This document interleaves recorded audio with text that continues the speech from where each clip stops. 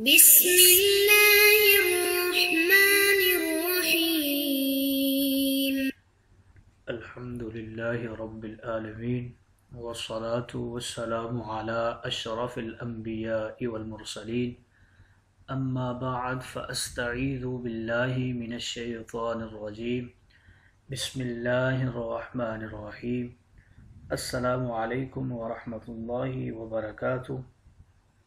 عزیز طلبہ کرام، امید کرتا ہوں احباب خیر سے ہوں گے. انشاءاللہ آج ہم تفسیر جلالین کے درس نمبر 93 میں سپارہ نمبر 17 سے سورہ انبیاء کی منتخب کردہ آیات 105 سے لے کر 107 تک پڑھنے کا شرف حاصل کریں گے، جن میں کلام باری تعالی و کلام مفسر کا ترجمہ ہوگا. ربط و تعلق آیات کو ذکر کیا جائے گا. تفسیری اغراض کی تشریح و توضیح کریں گے. درس پر ہونے والے اعتراضات کا جواب دینے کی سعادت حاصل کریں گے. آئیے طلبہ کرام بلا تاخیر بڑھتے ہیں اپنے آج کے درس کی طرف. بسم اللہ الرحمن الرحیم. رب تعالی نے ارشاد فرمایا وَلَقَدْ كَتَبْنَا فِي الزَّبُورِ مِن بَعْدِ الذِّكْرِ أَنَّ الْأَرْضَ يَرِثُهَا عِبَادِيَ الصَّالِحُونَ. آئیے طلبہ کرام سب سے پہلے ان آیات کا ماقبل آیات کے ساتھ ربط اور تعلق جان لیتے ہیں. علماء و مفسرین کرام سب سے پہلا تعلق ان آیات کا ماقبل آیات کے ساتھ کچھ یوں بیان فرماتے ہیں کہ پچھلی آیات میں بندوں کے اعمال نامے لکھنے کی طرف اشارہ فرمایا گیا تھا کہ آسمان اس طرح لپیٹ دیے جائیں گے جس طرح اعمال نامے لکھنے کے بعد لپیٹ دیے جاتے ہیں. اب ان آیات میں اللہ تعالیٰ کے وعدوں کو لکھنے کا ذکر ہے کہ ہم نے کس طرح سابقہ کتب آسمانی میں کیا کیا وعدے لکھ کر رکھ دیے ہیں. دوسرا تعلق ان آیات کا ماقبل آیات کے ساتھ علماء و مفسرین کرام کچھ یوں بیان کرتے ہیں کہ پچھلی آیات میں اہل جنت کو قیامت کی گھبراہٹ تک نہیں پہنچے گی، اس چیز کا ذکر ہوا ہے. اب ان آیات میں اس کی وجہ بیان ہو رہی ہے کیونکہ انہوں نے اپنی ساری زندگی قرآن اور صاحب قرآن کے سائے اور ان کے دامن کو پکڑ کر گزار دی تھی. اب بھلا کیوں ان کو کوئی گھبراہٹ پریشان کر سکتی ہے، کیونکہ ان کے ہاتھ میں تو دامن مصطفیٰ ہے. ان آیت مقدسہ کا تیسرا تعلق ماقبل آیات کے ساتھ کچھ یوں بیان کرتے ہیں کہ پچھلی آیات میں اہل جنت کا ذکر ہوا کہ انہیں جنتیں ملیں گی، انہوں نے نیک عمل کیے ہیں اپنی زندگی میں. اب ان آیات میں وجہ جنت کا ذکر ہو رہا ہے کہ جنت ملنی کیوں ہے، تو جنت حضور کی رحمتوں کے صدقے ملنی ہے. اس بات کا ان آیات میں ذکر فرما رہے ہیں. آئیے طلبہ کرام ربط و تعلق آیات کے بعد بڑھتے ہیں آج کے درس کے ترجمہ کی طرف. بسم اللہ الرحمن الرحیم. رب تعالی ارشاد فرما رہا ہے، یہاں سے ان وعدوں کا ذکر کیا جا رہا ہے جو رب تعالیٰ نے اپنے مومنین بندوں کے لیے اور صالحین کے لیے سابقہ کتب کے اندر لکھ دیے ہیں. فرمایا وَلَقَدْ كَتَبْنَا فِي الزَّبُورِ، البتہ تحقیق ہم زبور کے اندر لکھ چکے ہیں.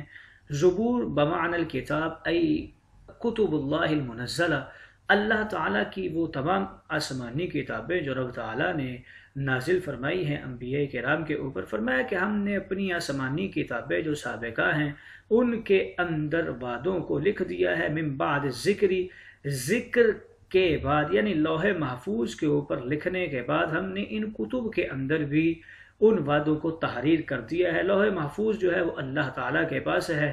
ان الارض، لکھا کیا ہے؟ بے شک زمین. کون سی زمین؟ ارض الجنہ، جنت کی جو زمین ہے.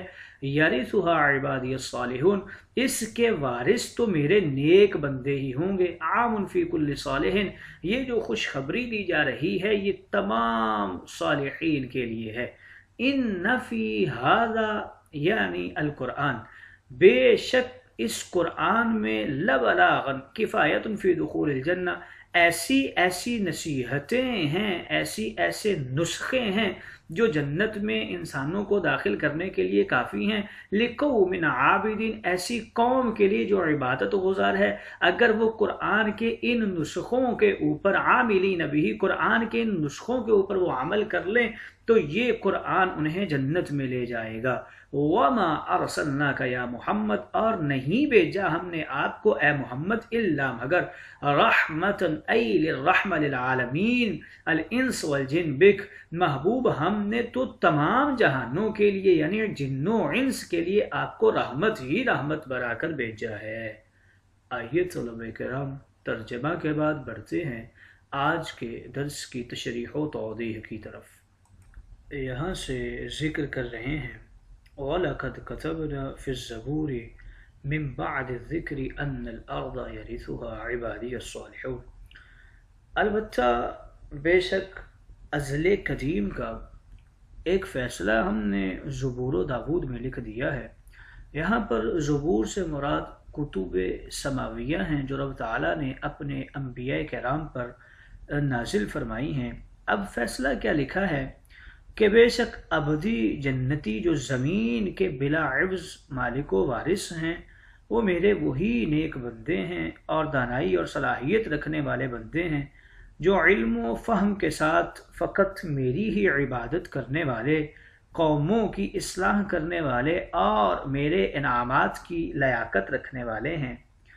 اے مسلمانوں، تم بھی اس بات کو سن لو اور سمجھ لو کہ یہ جو قرآن تمہارے پاس ہے، ان فی ھذا لبلاغا لقوم عابدین، اس کو اتنا معمولی نہ سمجھو، اس کی قدر کو جانو۔ اگر تم اس کے اوپر عمل کر لو گے، اس کی ہدایات کے اوپر چل پڑو گے تو پھر یہ بات اپنے ذہن میں رکھ لو کہ یہ قرآن ہی تمہیں جنت میں لے جانے کے لیے کافی ہوگا۔ گویا یہ قرآن تمہارے لیے مکمل ضابطۂ حیات ہے، دنیاوی زندگی میں بھی اور اخروی زندگی میں بھی۔ رب تعالیٰ نے جنت عطا کرنے کے لیے ایک قید لگائی ہے کہ میں اپنی جنت کن لوگوں کو دوں گا، تو فرمایا عبادی الصالحون، میری جنت کے وارث میرے نیک بندے ہوں گے، وہ مشرق میں ہوں، مغرب میں ہوں، شمال و جنوب میں ہوں، آسمانوں زمین میں ہوں، اعلیٰ علیین یا تحت الثری میں ہوں، فقط ان کے لیے بات یہی ہے کہ وہ میرے نیک بندے ہوں اور عاملین قرآن ہوں، تو پھر میں نے ان کے لیے اپنی جنت کی زمین کو لکھ دیا ہے کہ وہی اس کے بلا عوض مالک ہوں گے۔ اور یہ وراثت کوئی عام وراثت نہیں ہے، رب تعالیٰ نے جنت کی وراثت اپنے نیک بندوں کو دینی ہے۔ اگرچہ دنیاوی زمینوں کی وراثت تو نمرود کو بھی ملے گی، سلیمان علیہ السلام کو بھی ملی تھی، سکندر ذوالقرنین کو بھی ملی تو فرعون کو بھی ملی تھی، فاروق اعظم کو بھی ملی اور چنگیز کو بھی ملی، لیکن جب باری آتی ہے جنت کی وراثت دینے کی تو پھر رب تعالیٰ فرماتا ہے کہ میں نے فیصلہ کر رکھا ہے اور میں نے اپنے فیصلے کو لکھ بھی لیا ہے کہ رب تعالیٰ کے جو انعامات اخروی ہیں، یارثھا عبادی الصالحون، وہ تو صرف اور صرف نیک بندوں کے لیے ہی ہیں، اور یہ خوشخبری خاص نیکوکاروں کے لیے نہیں بلکہ ہر عام نیکوکار کے لیے ہے جو رب تعالیٰ کے رستے پر اس کے محبوب کے دامن کو پکڑ کر چل پڑتا ہے اور قرآن کے بتائے ہوئے نسخوں پر عمل کرتا ہے، تو رب تعالیٰ اپنی اس جنت کا اسے وارث بنا دیتا ہے۔ آگے فرما رہے ہیں وَمَا أَرْسَلْنَاكَ إِلَّا رَحْمَةً لِلْعَالَمِينَ الْإِنسِ وَالْجِنِّ بِكَ، محبوب ہم نے آپ کو تمام جہانوں کے لیے، وہ جن ہوں وہ انس ہوں، ہر کے لیے ہم نے آپ کو رحمت بنا کر بھیجا ہے۔ گویا آپ کی رحمت کے سبھی حاجت مند ہیں، وہ متقدمین ہوں، متاخرین ہوں، عالم انسانیت ہو، عالم نبوت و رسالت ہو، بلکہ فرماتے ہیں اگر نام محمد را نیا ورد شفیع آدم، نہ آدم یا فتح توبہ ننو ازغر کا نجینا، تو انبیاء کرام بھی سرکار کی رحمتوں کے ہی طلبگار ہیں۔ اگر حضور علیہ الصلاۃ والسلام کا نام نامی اسم گرامی کی برکتیں نہ ہوتی تو آدم کی توبہ بھی قبول نہ ہوتی اور نوح کو بھی طوفان نوح سے نجات نہ ملتی۔ حضور علیہ الصلاۃ والسلام اتنے راحم ہیں اپنی امت کے اوپر کہ آپ جہاں بھی گئے اپنی امت کو یاد رکھا۔ جب آپ معراج کے سفر میں گئے تو معراج میں رحمت للعالمین کا 7 طریقوں سے اظہار ہوا۔ رحمت مطلقہ تھی، رحمت تامہ تھی، رحمت شاملہ تھی، رحمت جامعہ تھی، رحمت کاملہ تھی، رحمت عامہ و رحمت محیطہ تھی۔ رحمت للعالمین کے 8 علاقے ہیں اور ہر علاقہ 10,000 عالم کا ہے۔ کل علاقے 80,000 عالم ہیں جہاں جہاں حضور اپنی رحمت کے سائے کیے ہوئے ہیں۔ ان میں سے پہلا علاقہ عالم شہادت یعنی ظاہری مخلوق ہے، دوسرا علاقہ عالم غیب یعنی باطنی مخلوق ہے، تیسرا علاقہ عالم علیہ ہے، چوتھا علاقہ عالم عینیہ ہے، پھر عالم وجود ہے، پھر عالم شہود ہے، پھر عالم سابقہ ہے اور پھر عالم لاحقہ ہے۔ 8 قسم کی مخلوق کو رحمت للعالمین کا فائدہ پہنچ رہا ہے۔ ذوی العقول کو، غیر عقل والے حیوانات کو، اہل برزخ کو، ارواح کو، اجسام کو، اہل اعراف کو، اہل جنت یعنی حور و غلماں کو اور جمادات کو۔ اور یہ رحمت للعالمین کے لیے 7 صفات لازمی ہیں۔ ایک یہ ہے کہ وہ عالمین سے افضل ہو، یعنی رسول اللہ کو تمام جہانوں کے لیے رحمت للعالمین بنا کر بھیجا ہے تو 7 صفتیں حضور کے ساتھ متصف ہیں، یعنی تمام جہانوں سے افضل ہو۔ دوسرا یہ کہ وہ خلق عظیم والا ہو۔ تیسرے نمبر پہ سب عالمین اور اہل عالمین کو جاننے پہچاننے والا ہو۔ چوتھے نمبر پہ یہ ہے کہ سب کا مشاہدہ کرنے کی طاقت بھی رکھتا ہو، اور 5ویں نمبر پہ ہے کہ دور و نزدیک کی سننے کی قوت رکھتا ہو۔ 6 نمبر پہ فرمایا کہ وہ ملک و ملکوت، نفس و روح کے مزاج ظاہراً اور باطناً جانتا ہو، اور 7ویں نمبر پہ یہ ہے کہ تمام عالمین کی ضروریات کے خزانوں کا مالک و مختار اسے بنا دیا گیا ہو۔ تو گویا یہ ساری صفات رب تعالیٰ نے اپنے محبوب کے اندر رکھی ہیں، اور پھر فرمایا ہے محبوب ہم نے آپ کو تمام جہانوں کے لیے رحمتیں بنا کر بھیجا ہے۔ ان آیات مقدسہ میں مفسرین کرام کچھ اقوال کرتے ہیں۔ زبور کے حوالہ سے 2 اقوال ذکر کیے گئے ہیں۔ ایک یہ کہ اس سے مراد داؤد علیہ السلام کی زبور کتاب ہے، اس میں صرف حکمت کی باتیں اور دعائیں، عبادتیں اور بشارتیں تھیں۔ شریعت کے قوانین کے لیے تورات پر عمل کیا جاتا تھا، اور یہی قول درست ہے کیونکہ ثابت و مشہور بھی یہی ہے۔ اور دوسرا اس سے مراد یہ کہ زبور سے کتاب مراد نہیں بلکہ زبور بمانے مزبور یعنی لکھی ہوئی باتیں ہیں، جیسے حلوب بمانے محلوب اور رکوب بمانے مرکوب ہوتا ہے۔ ذکر کے حوالے سے کچھ اقوال ذکر کرتے ہیں کہ اس سے مراد تورات ہے، دوسرا قول یہ ہے کہ اس سے مراد لوح محفوظ ہے، اور تیسرا قول اس سے مراد علم الہی ہے، اور چوتھا قول اس سے مراد وہ نصیحتیں ہیں جو زبور میں لکھی گئی تھیں۔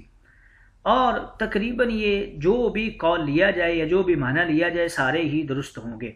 الارض کے حوالے سے 3 قول ذکر کرتے ہیں، اس سے مراد جنت کی سرزمین ہے، اور یہی قول درست ہے۔ دوسرا قول اس میں یہ ہے کہ اس سے مراد سرزمین علاقہ بیت المقدس ہے، اور تیسرا قول یہ ہے کہ اس سے وراثت ارض سے مراد فتوحات اسلامیہ ہیں۔ عبادی الصالحون کے حوالے سے کچھ اقوال ذکر کرتے ہیں۔ ایک یہ ہے کہ اس سے مراد مومنین بنی اسرائیل امت داؤد و سلیمان ہیں، اور دوسرا قول اس سے مراد صحابہ کرام اور سلاطین اسلام ہیں۔ ان نفی حاضہ میں 2 قول ذکر کیے گئے ہیں۔ ایک یہ ہے کہ اس سے مراد سورہ انبیاء ہے، اور دوسرا قول یہ ہے کہ اس سے مراد تمام قرآن مقدس ہے۔ آئیے طلبہ کرام تشریح و توضیح کے بعد بڑھتے ہیں آج کے درس پر ہونے والے اعتراضات کی طرف۔ تو سب سے پہلے یہاں پر اعتراض یہ ہوتا ہے کہ حضور علیہ الصلاۃ والسلام اگر رحمت للعالمین ہیں تو پھر آپ نے تلوار کیوں اٹھائی اور جنگیں کیوں کی اور لشکر خونخوار جو ہے وہ کیوں تیار کیا؟ تو اس کا جواب یہ دیتے ہیں کہ آپ کی تلوار بھی رحمت تھی، اس نے 3 کام کیے: ظالموں سے مظلوموں کو بچایا، اور زمین سے فساد کو مٹایا، اور جھگڑا جو تھا اس کو ختم کر دیا۔ دوسرا یہ ہے کہ ضدی کافروں نے تلوار کے خوف سے اسلام قبول کیا، ابدی رحمت کو پا لیا اور مزید ظلم سے خود کو بچا لیا۔ اور تیسرے نمبر پہ یہ ہے کہ ازلی تقدیر مبرم والے کفار اور عارضی تقدیر معلق والے کفار میں تفریق کر دی کہ اس طرح عارضی کافر مسلمان ہو گئے اور ازلی جو تھے وہ جہنم میں جائیں گے اور وہ اپنے کفر پر ڈٹ گئے۔